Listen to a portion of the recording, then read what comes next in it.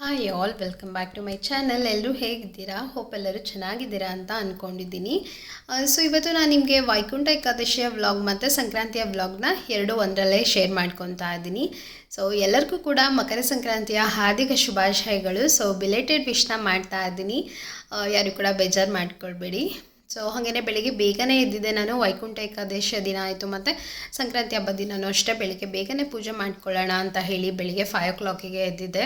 ಎಷ್ಟು ಕತ್ಲಿದೆ ಅಂತ ನೀವು ಇಲ್ಲಿ ನೋಡ್ಬೋದು. ಸೊ ಬೆಳಿಗ್ಗೆನೇ ಚೆನ್ನಾಗಿ ಕಸ ಎಲ್ಲನೂ ಹೊಡೆದು ನೀರು ಹಾಕ್ಕೊಂಡು ರಂಗೋಲಿನ ಹಾಕೊತಾ ಇದ್ದೀನಿ. ಹಬ್ಬದ ದಿನ ಇರುವಂತಹ ಒಂದು ವೈಬ್ಸ್ ತುಂಬಾ ಚೆನ್ನಾಗಿರುತ್ತೆ ಮತ್ತು ಬೆಳಿಗ್ಗೆ ಬೇಗ ಎದ್ದಿರ್ತೀವಿ ಅಲ್ವಾ, ಒಂಥರ ಮೈಂಡು ತುಂಬಾ ಫ್ರೆಶ್ ಆಗಿರುತ್ತೆ ಮತ್ತು ಏನೋ ಒಂಥರ ಪಾಸಿಟಿವ್ ಫೀಲ್ ಬರ್ತಾ ಇರುತ್ತೆ. ಹಬ್ಬದ ದಿನ ಚೆನ್ನಾಗಾಗಲಿ, ಇವತ್ತಿನ ದಿನ ತುಂಬ ಚೆನ್ನಾಗಿರಲಿ ಮತ್ತು ಇವತ್ತಿಂದ ನಮ್ಮ ಲೈಫಲ್ಲಿ ಎಲ್ಲ ಒಳ್ಳೆಯದಾಗಲಿ ಅಂತ ಹೇಳಿ ಒಂಥರ ಪಾಸಿಟಿವ್ ಫೀಲ್ ಬರ್ತಾ ಇರುತ್ತೆ. ಮತ್ತು ಏನೇ ಕೆಲಸ ಮಾಡೋವಾಗಲೂ ಅಷ್ಟೇ ಒಂಥರ ಖುಷಿ ಆಗ್ತಾ ಇರುತ್ತೆ ಅಂತ ಹೇಳ್ಬೋದು. ಸೊ ಹಂಗನೇ ಹೂವೆಲ್ಲ ಅರಳಿತ್ತು ನೋಡಿ, ಎಷ್ಟು ಚೆನ್ನಾಗಿ ಕಾಣಿಸ್ತಾ ಇದೆ ಅಂತ ಹೇಳಿ. ಸೊ ಗಿಡದಲ್ಲಿ ಹೂ ಬಿಟ್ಟಾಗ ಕಟ್ ಮಾಡೋದಕ್ಕೆ ಮನಸ್ಸು ಬರಲ್ಲ, ಅದು ಗಿಡದಲ್ಲಿದ್ದಾಗಲೇ ಚೆಂದ ಅಂತ ಅನಿಸುತ್ತೆ ಅಲ್ವಾ. ಹಿಂದಿನ ದಿನ ರಾತ್ರಿನೇ ನಾನು ಕಿಚನ್ ಎಲ್ಲನೂ ಕ್ಲೀನ್ ಮಾಡಿ ಮತ್ತು ಪಾತ್ರೆ ಎಲ್ಲನೂ ವಾಶ್ ಮಾಡಿಟ್ಟು ಮಲ್ಕೊಂಡಿದ್ದೆ. ಸೊ ಎವ್ರಿ ಡೇ ನಾನು ಇದೇ ರೀತಿಯಲ್ಲೇ ಮಾಡೋದು, ಬಿಕಾಸ್ ಬೆಳಿಗ್ಗೆ ಟೈಮ್ ಇರೋದಿಲ್ಲ ಅಲ್ವಾ, ಬೇಗ ಪೂಜೆ ಮಾಡ್ಕೋಬೇಕು ಅಂತ ಅಂದರೆ ಈ ರೀತಿ ನಾವು ಹಿಂದಿನ ದಿನವೇ ಮಾಡಿಟ್ಕೊಂಡ್ರೆ ಚೆನ್ನಾಗಿರುತ್ತೆ. ಮತ್ತು ಕಿಚನ್ನಲ್ಲಿ ಸಿಂಕಲ್ಲಿ ಪಾತ್ರೆನ ಬಿಟ್ಟು ಹಾಗೆ ಮಲಗೋದ್ರಿಂದ ಸಿಕ್ಕಾಪಟ್ಟೆ ಕಾಕ್ರೋಚ್ ಆಗೋವಂತಹ ಚಾನ್ಸಸ್ ಇರುತ್ತೆ. ಒಂದು ಸತಿ ಕಾಕ್ರೋಚ್ ಆಗಿಬಿಟ್ರೆ ನಿಮಗೆ ಅದನ್ನು ಮತ್ತು ಕಂಟ್ರೋಲ್ ಮಾಡೋದಕ್ಕಾಗಲ್ಲ, ಅಷ್ಟು ಮತ್ತು ಅದು ಜಾಸ್ತಿ ಆಗಿಬಿಡುತ್ತೆ. ಸೊ ಹಾಗಾಗಿ ಆದಷ್ಟು ಹಿಂದಿನ ದಿನವೇ ನಾನು ಕ್ಲೀನ್ ಮಾಡಿ ಕಿಚನ್ ಟಾಪ್ ಕೌಂಟರ್ ಎಲ್ಲನೂ ಕ್ಲೀನ್ ಮಾಡಿಟ್ಟು ಮಲ್ಕೊಳ್ಳೋದಕ್ಕೆ ಟ್ರೈ ಮಾಡ್ತೀನಿ. ತುಂಬ ಸುಸ್ತಾಗಿತ್ತು, ಆಗ್ತಾನೆ ಇಲ್ಲ ಕೆಲಸ ಮಾಡೋದಕ್ಕೆ ಅಂದಾಗ ಮಾತ್ರ ನಾನು ಬಿಟ್ಟಿರ್ತೀನಿ, ಅದರ್ವೈಸ್ ನಾನು ಎಲ್ಲನೂ ಕ್ಲೀನ್ ಮಾಡಿಟ್ಟೆ ಮಲ್ಕೊಂಡಿರ್ತೀನಿ. ಬೆಳಗ್ಗೆನೂ ಅಷ್ಟೇ ಕಸ ಹೊಡೆದು ನೆಲ ಎಲ್ಲನೂ ಒರೆಸ್ಕೊತಾ ಇದ್ದೀನಿ.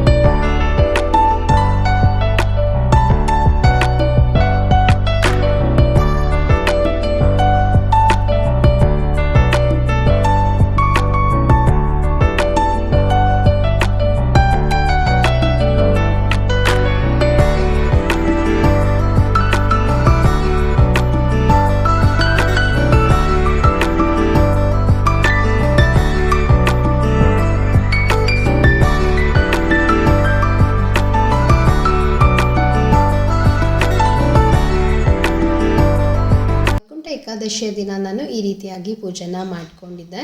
ಸೊ ಬೆಳಿಗ್ಗೆ ಎದ್ದು ಬೇಗನೆ ಪೂಜೆ ಮಾಡ್ಕೊಂಡ್ಬಿಟ್ರೆ ಆ ಒಂದು ವೈಬ್ಸ್ ತುಂಬಾ ಚೆನ್ನಾಗಿರುತ್ತೆ. ಸಂಜೆವರೆಗೂ ಅಷ್ಟೇ ತುಂಬಾ ಪಾಸಿಟಿವ್ ಆಗಿ ಫೀಲ್ ಬರ್ತಾ ಇರುತ್ತೆ. ಇವತ್ತು ನಿಮಗೆ ನಾನು ಒಂದು ಟಿಪ್ನ ಶೇರ್ ಮಾಡ್ತಾ ಇದ್ದೀನಿ. ಸೊ ನಿಮಗೇನಾದರೂ ಮನೆಯಲ್ಲಿ ದುಡ್ಡು ಚೆನ್ನಾಗಿ ಅಭಿವೃದ್ಧಿ ಆಗಬೇಕು ಮತ್ತು ಯಾವಾಗಲೂ ಅಷ್ಟೇ ದುಡ್ಡಿರುವಂತಹ ಹಣ ಮನೆಯಲ್ಲಿ ನಿಲ್ಲಬೇಕು ಮತ್ತು ನಿಮಗೇನಾದರೂ ಸಾಲಗಳು ಇದ್ದರೆ ಅದನ್ನು ಕಡಿಮೆ ಆಗಬೇಕು ಅಂತ ಅಂದರೆ ಈ ಒಂದು ಟಿಪ್ನ ಫಾಲೋ ಮಾಡಿ.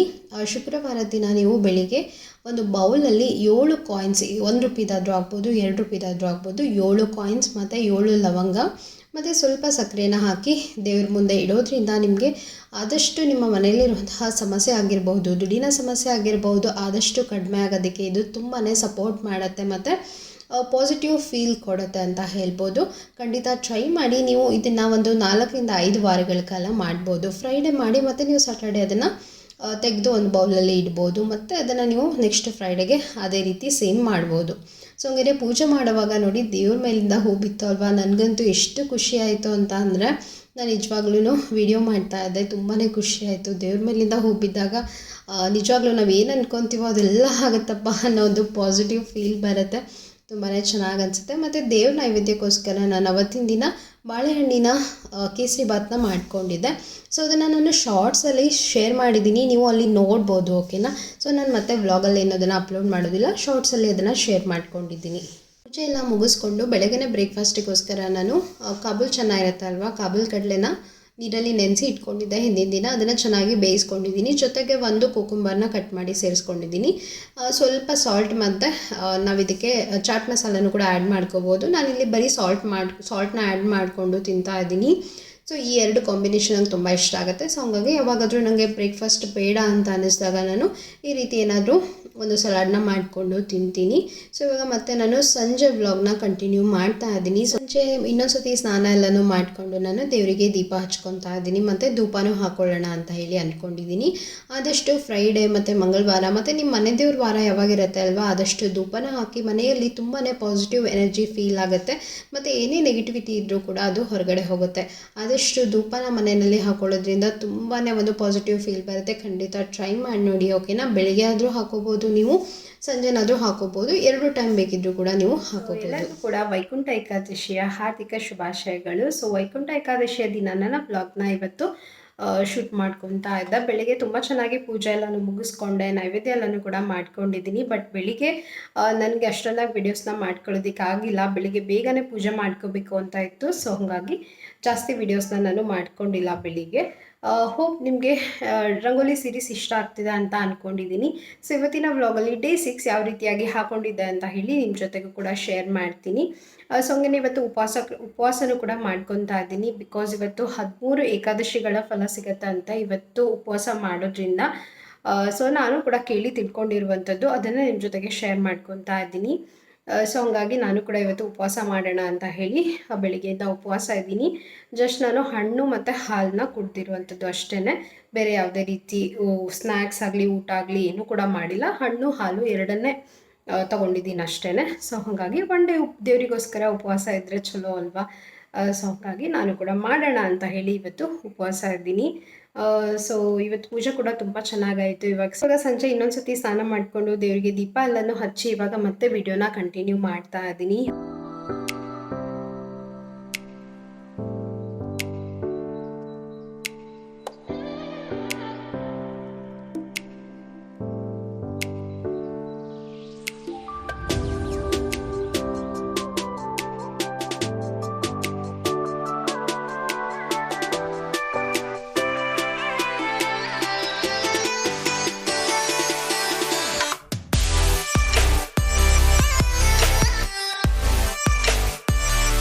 Welcome back to next day. ಅಂದರೆ ಸಂಕ್ರಾಂತಿಯ ಹಿಂದಿನ ದಿನ ಸ್ವಲ್ಪ ಮನೆಯೆಲ್ಲನೂ ಕೂಡ ನೀಟಾಗಿ ಕ್ಲೀನ್ ಮಾಡ್ಕೊತಾ ಇದ್ದೆ. ಮನೆಯೆಲ್ಲನೂ ಸಿಂಪಲ್ಲಾಗಿ ಬೆಳಿಗ್ಗೆ ಇದೆಲ್ಲ ಕ್ಲೀನ್ ಮಾಡಿಕೊಂಡು ಸ್ವಲ್ಪ ಆಯಿಲ್ ಬಾಟಲ್ಸ್ ಎಲ್ಲನೂ ಕೂಡ ವಾಶ್ ಮಾಡಿ ಇಟ್ಕೊಂಡಿದ್ದೆ. ಅದಕ್ಕೆ ಆಯಿಲ್ನ ರಿಫಿಲ್ ಮಾಡ್ಕೊತಾ ಇದ್ದೀನಿ. ಸೊ ಈ ಬಾಟಲ್ ತುಂಬಾ ಯೂಸ್ಫುಲ್ ಆಗುತ್ತೆ ಅಂತ ಹೇಳ್ಬೋದು. ಸೊ ನಾವು ಜಾಸ್ತಿ ಆಯಿಲ್ನೇನು ಬೀಳೋದಿಲ್ಲ. ಇದು ಎಷ್ಟು ಬೇಕೋ ಅಷ್ಟೇ ಸ್ವಲ್ಪ ಸ್ವಲ್ಪ ಆಯಿಲ್ನೇ ನಾವು ಅಡುಗೆಗೆ ಯೂಸ್ ಮಾಡ್ಕೋಬೋದು. ತುಂಬಾ ಚೆನ್ನಾಗಾಗುತ್ತೆ. ಈ ಬಾಟಲ್ಸ್ನ ನಾನು ತರಿಸೋವಾಗ ಎಲ್ಲೂ ಒಡೆದು ಬಿಡ್ತೀನೋ ಏನೋ ಅಂತ ಅಂದ್ಕೊಂಡು ತರಿಸಿರೋದು. ಬಟ್ ತುಂಬಾ ಯೂಸ್ಫುಲ್ ಆಗಿದೆ ಅಂತ ಹೇಳ್ಬೋದು. ಸ್ವಲ್ಪ ಕೇರ್ಫುಲ್ಲಾಗಿ ಹ್ಯಾಂಡಲ್ ಮಾಡಬೇಕು ಅಷ್ಟೇ. ಬಟ್ ನೋಡೋದಕ್ಕೂ ಚೆನ್ನಾಗಿ ಕಾಣಿಸುತ್ತೆ ಮತ್ತು ಸ್ವಲ್ಪ ಎಣ್ಣೆ ಹಾಕೊಳ್ಳೋದಕ್ಕೂ ಕೂಡ ತುಂಬ ಚೆನ್ನಾಗಿ ಅನಿಸುತ್ತೆ. ನಿಮಗೆ ಸ್ವಲ್ಪನೇ ಎಣ್ಣೆ ಬೀಳುತ್ತೆ, ಎಷ್ಟು ಬೇಕೋ ಅಷ್ಟೇ ಬೀಳುತ್ತೆ. ಚೆನ್ನಾಗಿ ಯೂಸ್ಫುಲ್ ಆಗಿದೆ ಅಂತ ಹೇಳ್ಬೋದು.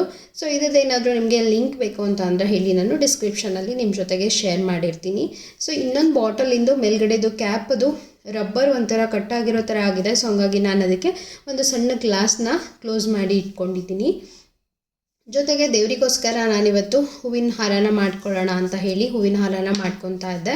ಸ್ನಾನ ಎಲ್ಲನೂ ಮುಗಿಸ್ಕೊಂಡು ಬಂದು ದೇವ್ರ ಪೂಜೆನ ಮಾಡೋಕ್ಕಿಂತ ಮುಂಚೆ ನಾನು ಸ್ವಲ್ಪ ಹೂವಿನ ಹಾರ ಮಾಡಿ ಆಮೇಲೆ ಪೂಜೆನ ಸ್ಟಾರ್ಟ್ ಮಾಡೋಣ ಅಂತ ಹೇಳಿ ನೋಡಿ ಇವಾಗ ಪೂಜೆನೂ ಕೂಡ ಮಾಡ್ಕೊಂಡಿದ್ದೀನಿ. ದೇವರಿಗೆ ಹಾಕಿದ್ದೀನಿ. ಎಷ್ಟು ಚೆಂದ ಕಾಣಿಸ್ತಾ ಇದೆ ಅಲ್ವಾ, ದೃಷ್ಟಿ ಆಗೋ ರೀತಿಯಲ್ಲಿ ಅನಿಸ್ತಾ ಇತ್ತು.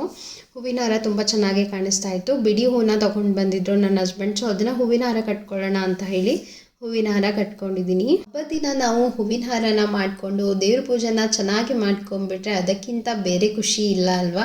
ಸೊ ಸಂಕ್ರಾಂತಿ ಹಬ್ಬದ ದಿನ ಈ ರೀತಿ ಚೆಂದ ಪೂಜೆನ ಮಾಡ್ಕೊಂಡಿದ್ದೆ. ಸೊ ಹಂಗೆ ಪೂಜೆ ಎಲ್ಲ ಮುಗಿಸ್ಕೊಂಡು ನಾವು ಅಮ್ಮ ಮನೆಗೆ ಹೋದ್ವಿ. ಅಲ್ಲೇ ಹಬ್ಬನ ಸೆಲೆಬ್ರೇಷನ್ ಮಾಡೋಣ ಅಂತ ಹೇಳಿ. ಸೊ ಅದಕ್ಕೇನೆ ಬೆಳಿಗ್ಗೆ ಬೇಗನೆ ಎದ್ದಿದೆ, ಬೇಗನೆ ಎಲ್ಲ ಮುಗಿಸ್ಕೊಂಡು ಹೋಗ್ಬಿಡೋಣ ಅಂತ ಹೇಳಿ ಅಮ್ಮ ಮನೆಯಲ್ಲಿ ಮತ್ತೆ ವಿಡಿಯೋನ ಕಂಟಿನ್ಯೂ ಮಾಡ್ತೀನಿ. ಅಲ್ಲಿ ಯಾವ ರೀತಿಯಾಗಿ ಮಾಡಿದ್ವಿ ಅಡುಗೆ ಎಲ್ಲನೂ ಕೂಡ ನಿಮ್ಮ ಜೊತೆಗೆ ಶೇರ್ ಮಾಡ್ತೀನಿ.